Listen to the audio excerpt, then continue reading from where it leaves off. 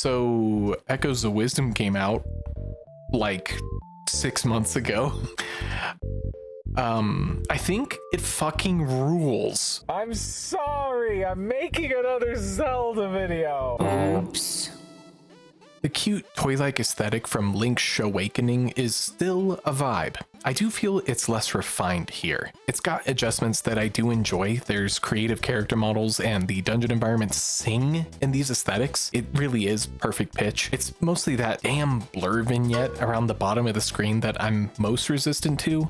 It really distracted me during exploration, but thankfully it's less noticeable in interior environments like dungeons and side-scrolling sections. I'm sure that vignette is an optimization trick which seems only so successful for even I, in a certifiably rare gamer rat moment, found myself distracted by the stuttering and frame rate. It must be the back end of the Nintendo Switch mumbling and bitching from all the echoes it has to think of, but it's a little surprising on a system that can also run TOTIC, but every game is built fundamentally different. Tears of the Kingdom doesn't really mean much to the engine of Yow. For the most part, I was able to forget about it or let it be. I mean, unless frame stuttering makes you sick or something, it's not that big a deal. But I hadn't noticed a single disturbance during the dungeons, and I think I'm already alluding that I really loved the dungeons in this game. They are absolutely, in classic Zeldarly, the highlight of the game. Exploring these fun, thematic, puzzly spectacles was a treasure. General exploration was very standard to the series. Horsey! Having a 2D Zelda with horse is fucking sweet. I love this. The map itself is a golden rupee. The variety at play, we're still witnessing Faron, Eldin, and Lineru, and yet still having particularly unique space for, you know, that cozy village. The Gerudo, the Zora, and even some forgotten Hylia stuff, and the Sheikah flavors, of course. The aesthetics all around really make it feel like an all-encompassing Hyrule in its prime. I know the fans have been waiting for that vibe. I have been too. I freaking love Castletown. I've been needing a tasty, crunchy Castletown. Look at these homes, look at the fireplaces, and look at this food. Humble homesteads housing quaint characters as sprinkly sunshine sachets in the windows. I don't care about the perils of evil and darkness. Bring me to this Hyrule. That toy box aesthetic ass blasts the cozy with serious fervor. Dungeons, the ancient temples, dilapidated shrines impassioned with sublime music, strong palettes, and eerie vibes thanks to them all being locked away places within the still world. Shadows, chilly blues, dank greens, sweaty reds, hallowed structures, and forbidden foundations. All this plasticity is a great subversive paradigm for Echoes of Wisdom, just like Wind Waker with its cell shading. Both Link's Awakening and in turn Echoes of Wisdom are waxen powerhouses in adventurous appeal and dark and twisted undercurrents. The still world slaps with its blip, blorp, and purple. You know, good old purple. The color of the void. If you had to give space a color and black isn't a color in the context, then it's just totally purple, right? Black holes, kinda purple. The swirling pool of inexistence and the egomaniacal primordial force that consumes within it, so purple, so cool. Link's Awakening did the same thing with the disconcerting revelation of all the people you're getting to know being a dream of the windfish, and there's no real quote-unquote saving them. You must wake the fish. Ah, spaghetti. You must escape, and thusly the hopeless power of the void, the ever-presence of nothing. The visual styling really helps sell it in all its hues and realities of the situation. Echoes Echoes of Wisdom follows in Tears of the Kingdom's footsteps of holding onto that anti-Zelda convention gameplay and injecting even more Zelda Classica into it. Yes, we're talking 2 core abilities that you use throughout the game, eliminating traditional dungeon items and puzzle solving. However, we're also talking A Link to the Past progression structure and Abu, that I'm bouncing between the abbreviations here. Abu, A Link Between Worlds, Abu, that's right, Abu. Despite the all-encompassing mechanics, Yao's got classic dungeon having ass. I think the genius of Echoes for gameplay is that they function as a unique inventory mechanic progressing alongside you. Innately acquiring dungeon-specific items and enemies reflects you getting stuff original to the locale and temple, so you're recreating that classic dungeon-specific acquisition. Plus, there are unique treasures in dungeons anyways. With sword mode making you play as Link, you'll be able to unlock sword, bow, and all true mid-boss dungeon items. Echoes of Wisdom marries it together. People have been so worried about the future of Zelda, with Botu and Totik further advancing into limitless exploration of all aspects, but Totip was a step forward in reintroducing Zeldified elements, and Yao mishes the gameplay of these 2 souls of the series with power. I didn't care that Echoes and Bind were there with me from the beginning, and that all dungeons were going to heavily revolve around them. Your puzzle-solving Echoes evolve with you, and there's specialized factors in each dungeon that give Bind and Echoes particular purpose. It isn't, oh, bind rock and place on button to unlock each time, every time. This is really thanks to the actual linear segmentation of dungeons. Because of the segmentation, the puzzles and the wisdom asked of you could escalate and progress in ways that not even Totik provided. Exploration and puzzle solving aside, combat is not swagless either. Zelda action, especially in 2D games, has always had a exploration, but now with hazard avoidance or brief gauntlet challenge basis rather than some character action game bullshit. So Zelda being a conduit for other things to battle for her, jigsaws together a sort of real-time Pokemon action. It doesn't slow down or hinder in the ways you might be worried about. It's spiffy. You're not locked into place as you summon your buds. You can think of dodging, assisting, or even moving your pals with you as you adjust with Bind. The excitement does depend on how you play the game. I'm not gonna lie and say I didn't slow combat the hell down to perch away from a high level enemy, freely spamming fire zols until they died. Wow, thrilling. Also, that's how I chose to play the game. I get the complaints of how much the general flow slows down from you opening up your huge expanding list of echoes to pick something for any given situation, puzzle or combat. I think making a favorites list where you could trim things down to like a top 20 choices would be an obvious solution, or some other UI technomancy bullshit that would infinitely improve the quality of the game. But this also gets into the fascinating subject of designing inconvenience within a game on purpose. However you feel about this was the intention of the development team. They thought about some accessibility stuff like I mentioned, but decided not to include any of that bullshit and force players into skimming through their entire list of echoes just for the potential of being reminded of an echo you forgot about and maybe want to try. I think of one specific scenario in the Elden Temple where this did actually benefit me, solving this gap that I was beginning to think I didn't have the resources to solve. Turns out I just needed to get creative with a dungeon item I had acquired from the previous dungeon. So that felt pretty cool, but I don't know how much it's worth it. At the very least, I totally understand wanting people to really get to know their inventory. I just don't think it necessarily needed to be designed like this. For the most part, these bog downs don't bother me personally, but I probably let too many things slide as a huge fucking Zelda fan. They didn't bother me much in Breath of the Wild or Tears of the Kingdom, but I agree, the huge inventory, it can just be designed differently.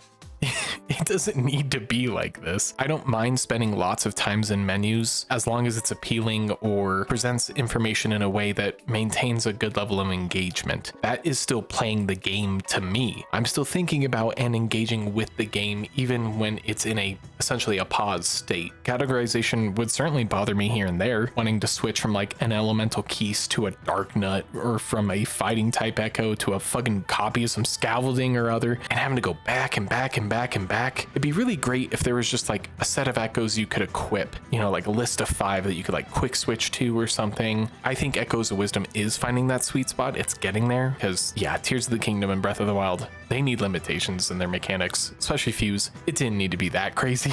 At a certain point, the freedom is just bloat. On the usual, I'm ready to meet games where they're at and just roll with the punches. But that's not to say they aren't punches. I completely understand these complaints, especially when this has been a specific complaint for all 3 of these most recent Zeldas. Very, very interesting how heavy they're going on just massive inventory management and engagement. But I say it's a successful experimental gameplay paradigm. It stays moving and exciting, no matter what solution you may come up with to any problem set ahead of you. Okay, most of the time. But that's where things like sword mode comes in to liven things up. It's fun. Maybe. I don't know. I'm not the thickest fan of making the puzzly Zelda-based Zelda game a little more Link-based to quote-unquote help out the pacing of the Zelda ingredient. This is the egg that Nintendo cracked, so sure, put some fucking plastic package shredded 3 cheese blend on it. And this complaint even balances out in the ending of the game where Link gets to be Link and you get to be Zelda. And it fucking owns. Hajime Wakai, you fucking dog. Hajime Wakai is seamless in taking Link's Awakening audio profile established by Ryo Nagamatsu and creating something new. All the cellos and oboes and overall sound profile is as recognizable in its return as the graphical style. But Wakai really flexes their Skyward Sword muscles here, inventive recreations of old classics such as Kakariko Village.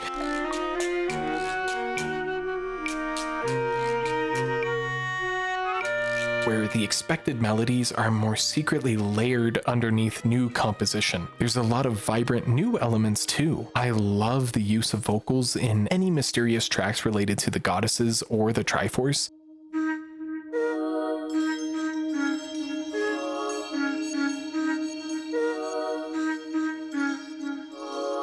It really feels like Skyward Sword's seasoning slid into a savory sandwich of Alatp and Botu. The wavy wobbles and droplet drobbles of Jabul waters.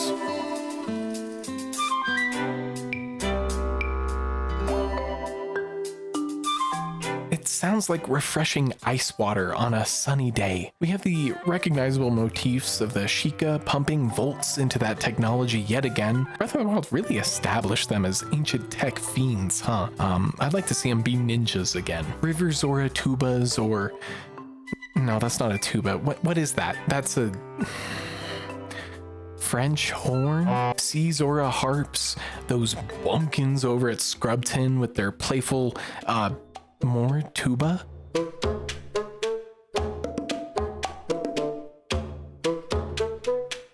Lol, am I dumb? That's more tuba, right? And, you know, they have the bongos, of course. Did you just say lol out loud? Oh. Oh, fuck. Oh, shit. The dungeon tracks are giving mental cunnilingus. They're giving spiritual fellatio. It's giving divine head. Goddess temples are all-timers of their respective elements across the whole entire series. Elden Temple sweats with a ferocious steel drum and rattles that never let up the dance.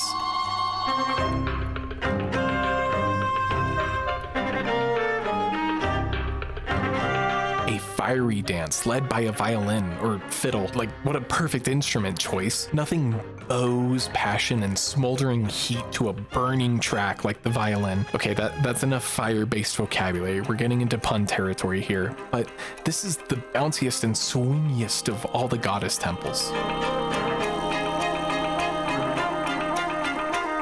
Demanding and firm in pace and intensity, a potent bolero to represent the goddess of power, the herald of land.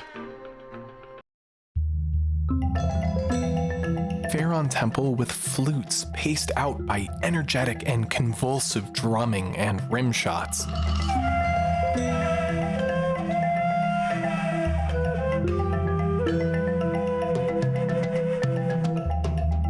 The voicing is emotional, mysterious, and even kind of spooky.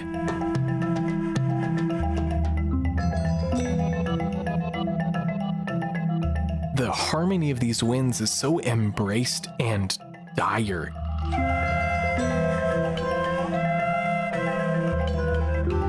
It picks up in dynamics too, getting more worrisome and intense and charged with an amazing Bit Crush-esque flute thing.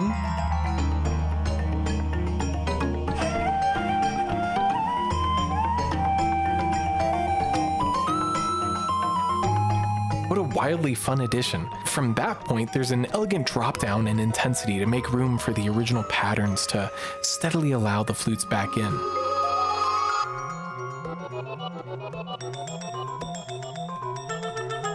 It feels so lovely and scary to me. A fierce minuet to represent the goddess of courage, the herald of life.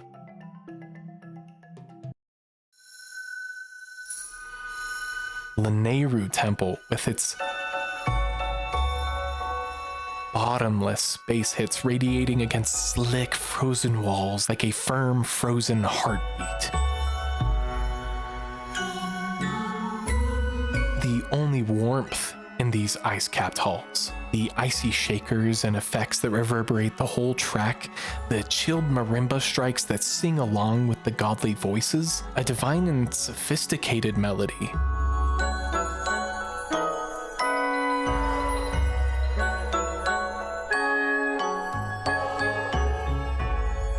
Frozen solid with cold calculation and vision, yet catchy and radiant with purpose.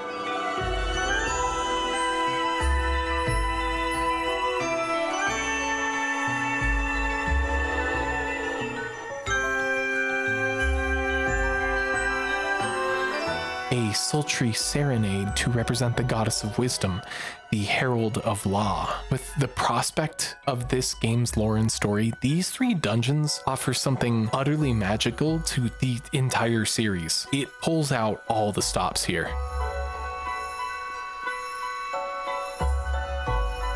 The 3 great goddesses, their labor completed, departed for the heavens. Since then, the sacred triangles have become the basis for our world's providence. Leave it to the cutesy Zelda games, y'all. You wouldn't think when you saw Eow revealed that it would be the story-driven lore wonderland to completely recontextualize the series. Did you? Wind Waker should have taught you, you fucking liar. Yeah, this game is dialogue heavy and full of characters and fun romps with all of its citizens and races that you help, and a totally insane second half with lore that not only is big, grand, and crazy, but it fits perfectly. It deals no damage to the context of the series and just, makes you shit your pants. It re-solidified that the goddesses are the coolest fucking thing in Zelda lore. Null is a perfect force to oppose them. We never even thought of a force opposing the goddesses. We thought that they just stand against the demons of the world and are a source of good or something. It truly separates the Zelda cosmology. Hylia is a goddess much more involved with humanity, Hylians, and the light versus dark. The goddesses are much more godly, true ascension capital G goddesses. Instead of light and dark, their situation is more in the realm of existence and non-existence. The 3 goddesses personify reality and life itself, and what the Triforce thusly represents. The force of life, the force of reality, embodied in its virtues of wisdom, courage, power, law, life, and land, or maybe you would call it form. And all those things Null consumes. A jealous hunger Imagine nothingness being a jealous force that wants nothing more than to pull everything, something, back into itself, into nothing. It wants to eat you. That's eerie. I think it's pivotal that whichever goddess you chose to give you this lore dump, they include that these things were taking shape naturally, and the void was naturally being interrupted. It's like the Big Bang and evolution not being allowed to follow through. Like it keeps almost happening and then something snuffs the flame out. It's not just a creation story now. They didn't just do that because they're just like gods and gods make shit. They took action. It gives them some sort of love or intent with all of this. I love that Zelda ushered this kind of story in for the series. The nature of null and nothing and the Triforce now being this binding seal. Without Din, without power, it would be formless and fluid and swirling. Without life, it would be empty space with no experiences or understanding, and without law, there would be no structure, consistency, or feasible way to interpret the reality. The Triforce is the object that enforces and locks this all in, so no wonder if you gain the Triforce, you hold the nature of reality and can mold it by your command. That's the wish fulfillment, like having all the Infinity Stones or something. And there's been theories for ages of the quote-unquote anti-Triforce. That visual has always been there for Zelda fans and been a fun swollen head theory. We have an answer. The 3 golden triangles surround the null, the space between, the nothing. They contain it. But you can imagine pieces of Hyrule being spirited away and then returned to by the Tris and their echo powers as a flexible, soft magic kind of way of explaining the malleable geography and structure. These lands, the very physical existence of it, is a house built on top of a raging sea of nothing. When the foundation cracks, the Triforce uses its little spirits to stitch the fabrics back together. It kind of helps explain some of the insane inconsistencies of the geography based on how you follow the Zelda timeline, which is a huge problem for many people. You can point out a lot of problems with the Zelda timeline, but this works. This is a really fun way they've come up with explaining it. And you know, that's kind of what the Zelda timeline is. It's a ever-occurring list of new explanations to make these things work. Maybe that's what makes it feel so sciencey. It's like we're always coming up with new scientific theory to explain this shit. It shrinks down the conflict of Hylia and Demise, the good versus evil, just a little bit, in a way that I think gives some precision to it. All of that conflict transpires within the world itself, and that's all the golden goddesses wish to uphold. The fabric of reality is maintained, so I think in that there's explanations to why they didn't get involved with dastardly evil Ganon shit. Actually makes me enjoy the series even more. I want to play older Zelda games considering this genesis. This is a game for Zelda fans and their lust for lore. It also might be a fun way to get into the series. Honestly, it was a little tricky for me. This 2D Zelda kicked my ass way more than other 2D Zeldas. Probably just getting used to the new gameplay dynamic, but I think they let things hit hard. And that was also, I didn't include that in the gameplay. I liked the balance of the game. I'm so genuinely happy with it. I continue to trust the Zelda team refining the open air philosophy of Tears of the Kingdom and Breath of the Wild. They're cooking and it keeps being fucking delicious. I'm so shocked I haven't seen more hype and celebration for this game from fans with everything that it has on offer. I did completely avoid spoilers throughout it, so maybe I'm my own culprit. It's seeming like it's already kind of a sleeper hit. Echoes of Wisdom is divine, y'all. If life was a rat race, they wouldn't call it a mischief.